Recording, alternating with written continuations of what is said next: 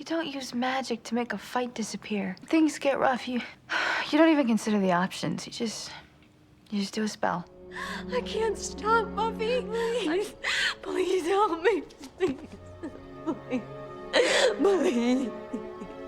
The character of Willow in Buffy the Vampire Slayer is a core member of the team. She was there from season 1 all the way to season 7, also appearing in Angel, the spin-off. Amongst the many themes of Buffy, season 6 tackles difficult depression and addiction, and through Willow it specifically looks at drug abuse through the more magical lens of this world. In the earlier seasons, she forms a relationship with Jenny Calendar, a teacher at Sunnydale School with some background in the magical realm, and so she starts off pretty small, but by the end of season 2, she restores Angel's soul. But the thing to note is that she shows early signs that would develop as she insisted on trying it a second time after they were halted at first. And so throughout the next few seasons, she becomes increasingly more infatuated with the magical world and more talented at it. This provides a route for finding yet another connection at university with Tara, someone who starts off as a friend but gradually becomes much more than that. Her exploration of the magical arts with Tara stands as somewhat of an allegory for how she's exploring her sexuality.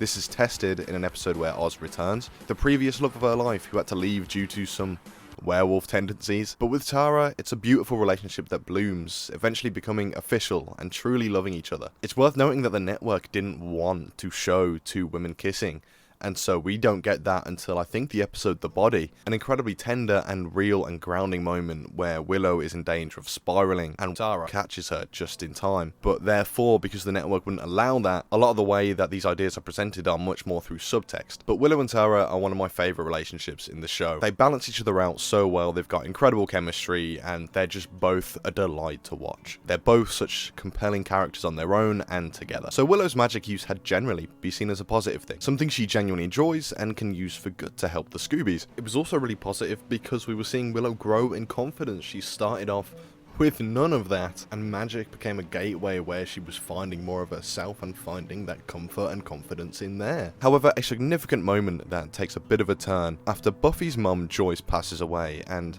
in her grief and an attempt to help Dawn, she leaves a book open with a resurrection spell. An insanely misguided choice. Then opening the gateway to season 6, where a lot of this development downward starts to happen. The opening to season 6 is a huge footnote because Willow decides to resurrect Buffy after her death. An early sign of her being unable to move on from grief. I mean, not just her. A few of the gang are down to do this, but rather than trying to deal with the grief and move on without their friend, they bring her back through the use of magic. And that brings a lot of conversations throughout this season, but I think for the purposes of this video, the main thing to take away is how, yeah, it's Willow really being willing to put herself through more pain than actually deal with the initial problem. The way that she just messes with the natural world here is a huge change and a far cry of where she started her magic, and it only gets progressively worse from this point on. So she uses it for smaller tasks that simply don't need it. Cutting corners, simple things like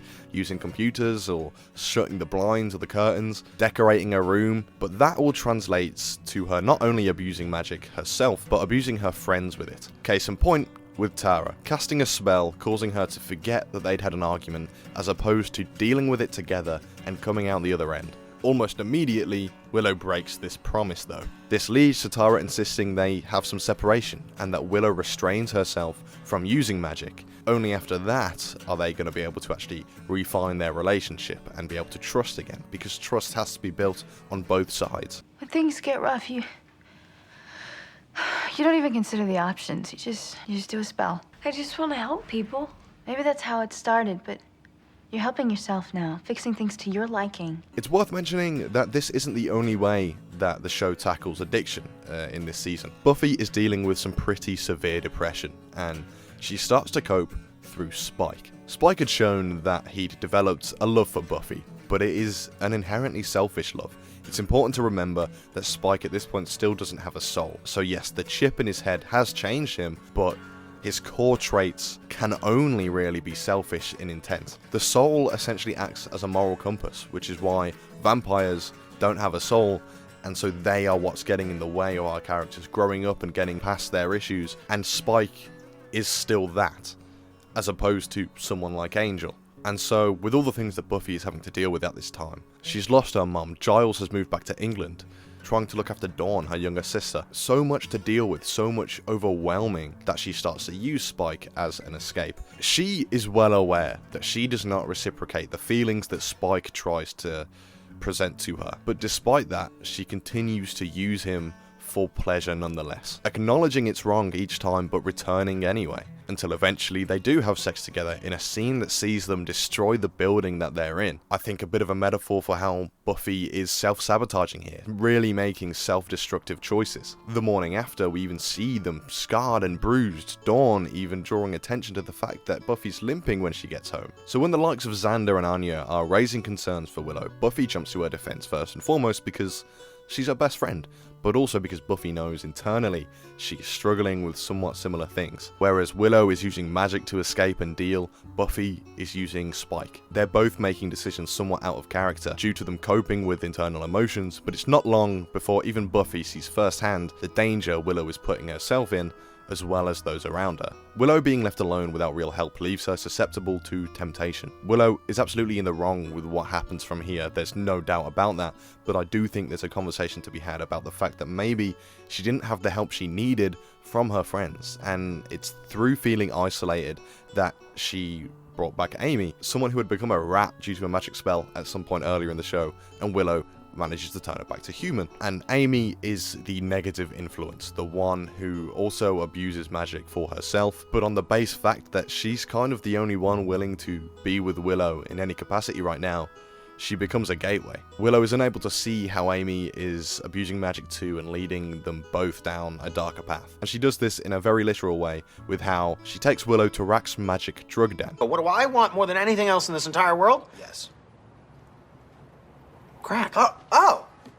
I thought you were gonna say pizza or Yeah, no. buffalo wings or No. something. You want crack? Yeah, crack cocaine. Now, I've never had crack. Dude, you are going to love it. I am. The way they present this location is brilliant because the way they portray the feelings they go through as they consume more and more magic is so effective. It balances the fantasy of the world where this is magic, but realizes it so well through how close it feels to the real world effects of drug use, replicating the feelings through trippy visuals with heavy motion blur, and it feels like a really hot setting in a really uncomfortable way. Rack even acknowledges Willow's crave for more magic, noting how powerful she is. Dawn had been neglected by Buffy and Willow essentially overnight with Tara, so Willow says that she'll look after Dawn tonight to make up for it, so they decide to go and see a movie. Willow, without telling Dawn the truth though, takes her back to Rack's den, saying she just needs to pick something up before the movie.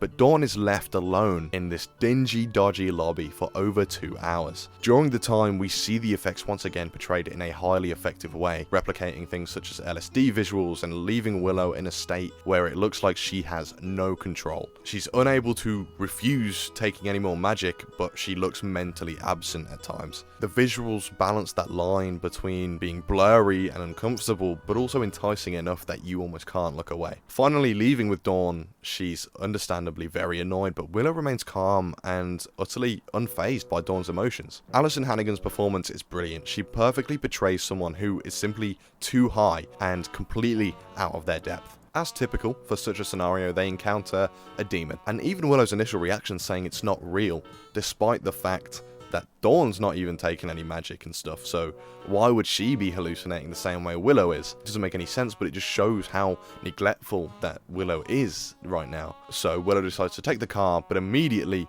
gloating as they break line of sight with the demon, oozing with confidence, believing she's in control, until she crashes the car badly, potentially fatally. As she's knocked out, the demon catches up to them and is violently attacking Dawn, and Buffy can't stop it. It's only when Willow comes to that she kills the demon, but the damage is done. Dawn has blood on her head and a fractured arm in severe pain. Buffy and Spike show that their priority here is getting Dawn to safety. Willow breaks down. She finally sees how she causes damage to others, and this instance wasn't far off being worse. She had crossed multiple lines, such as tampering with Tara's memory, but taking Dawn to Rack's drug den. is yet another line crossed, and it's just bad choice after bad choice, endangering those around her, as well as herself. This finally forces Buffy to see the trouble Willow is in, as well as feeling like a bit of a mirror is being held up. She knows that she's addicted to the pain of being with Spike, as well as Willow is addicted to magic. Now faced with the hard decision of knowing how much distance to have, whilst also being there to support. Willow cries, seeing how much worse this could have been, but exclaiming that she can't stop. She's tried, but she's failed, begging for help. The ending to the episode is incredibly emotional. Willow has no way around it anymore. She has seen firsthand that she is an addict, and in a real bad way, and if she continues, it's inevitable that she's going to cause even more damage to herself as well as others. It's tragic getting a real insight into Willow's mentality here, saying how it made her feel like something more. If you could be the plain old Willow or Super Willow, who would you be? Buffy, who was I? Especially in a world where she's surrounded by the most incredible people. Something that I think we all feel when we have friends that are talented at so many different things. It's natural that we feel different and want to be better, but it's about how we deal with that. We see her having withdrawals overnight, unable to sleep in a cold sweat. The only silver lining we have from this is now Buffy's aware she can help more appropriately and be there for her friend and help her leave magic behind for good and get back to the Willow they know and love. So she starts that journey, that sober journey, and it's effective, slowly rebuilding the foundations with Tara too. Trust needs to be built on both sides, leading to their eventual full reconciliation in Seeing Red, one of the most controversial episodes of the show, not because of anything Willow does, but because of Spike. So back to that side of the addictive themes through this season, we've already established that Buffy and Spike are really a toxic, abusive relationship, and this is where that comes to a head. After Buffy has made very clear she doesn't want to be with Spike, knowing she doesn't return the love he has for her, he can't accept it and attempts to force himself on her. Buffy sent me into therapy, actually. It's a problematic scene for a lot of people who like the show. Sexual predation scenes, anything that has that to do with it, I don't audition for those things. I was contracted to do this. I couldn't say no. It's interesting hearing about the filming of this scene because James Marsters actively didn't want to take part, but due to being contractually obligated, he didn't have much choice in the matter. The repercussions of doing that would make people dislike your character? I wasn't thinking of that. I was just having to do that to Sarah. You know, I was just having to live through that reality. It's an incredibly tough scene to watch as Buffy pleads for Spike to stop.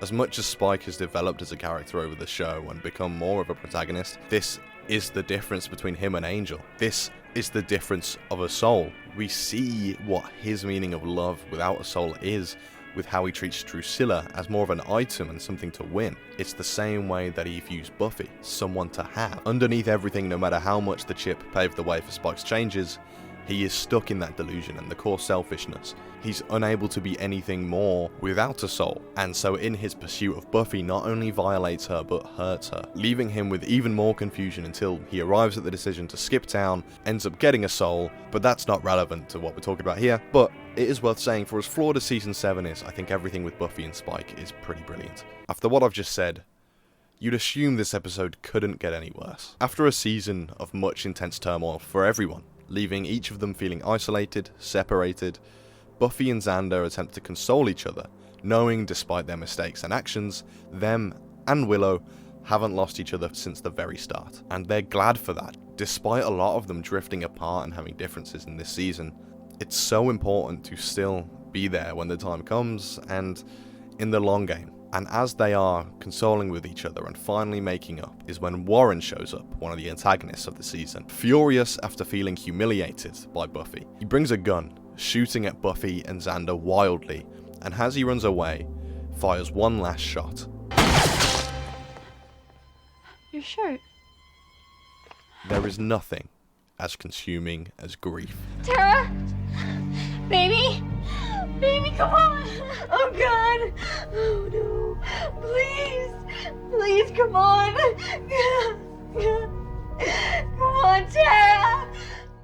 After battling addiction and finding her way back to Tara, in that same episode, she is taken from her again, permanently. Once again, Alyson Hannigan gives a gut-wrenching performance as she cries and pleads for it not to be true, with the episode ending on Willow looking up with eyes full of rage and pain, leading into these final episodes of the season. Tara was the biggest thing motivating Willow to re-find herself after the addiction, and now instead of feeling it was worth it, she's presented with two choices that we all are eventually: to face the pain, or to close that door and not look back. She doesn't even tell anyone immediately, not telling Xander whose blood is on her shirt when she leaves. She attempts to bargain with the gods, but when even they decline, she shuts them out too. Choosing her own path of vengeance and escape, she leaves Tara's body where it is, unable to look back, because if she looks back, it means Tara is truly gone. Returning to the magic shop, she succumbs to the addiction once again. It's overpowering, leading her further away from that door that she's attempted to close.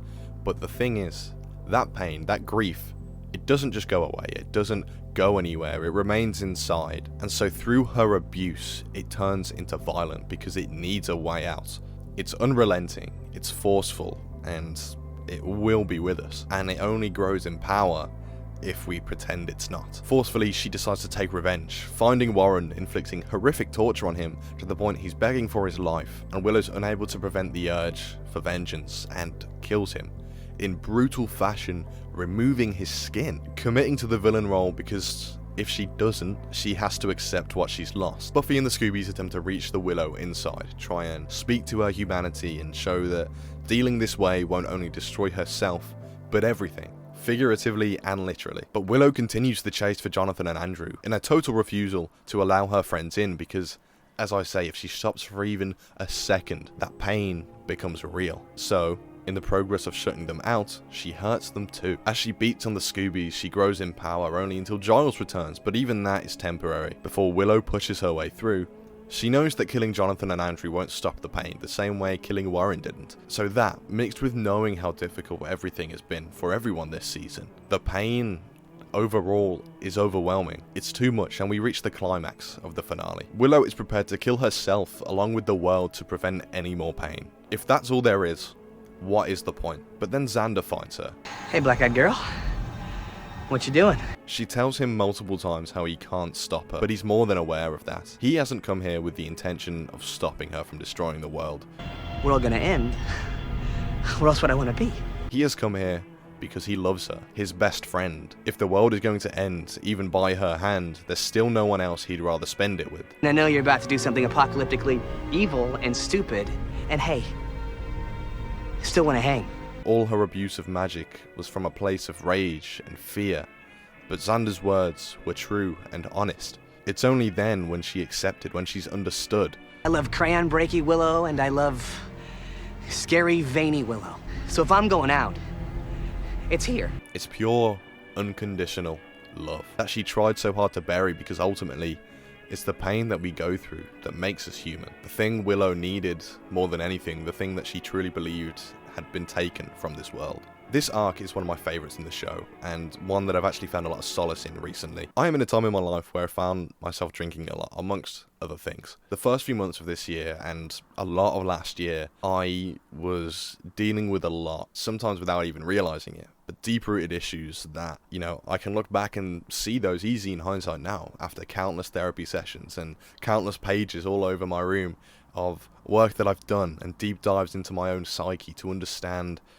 why I'm feeling the ways that I felt and why have I not dealt with them and why have I taken that negative path, that self-destructive path. Ultimately, it's because self-destruction is so much easier than actually feeling the pain, and it always will be. Sometimes you don't even know or understand the things you're feeling, and that's okay. I did mention this in a previous video, but I hit a breakdown a couple of months ago, and in the process hurt someone that I deeply care about, presumably causing them to reevaluate our whole friendship because of the way that I acted.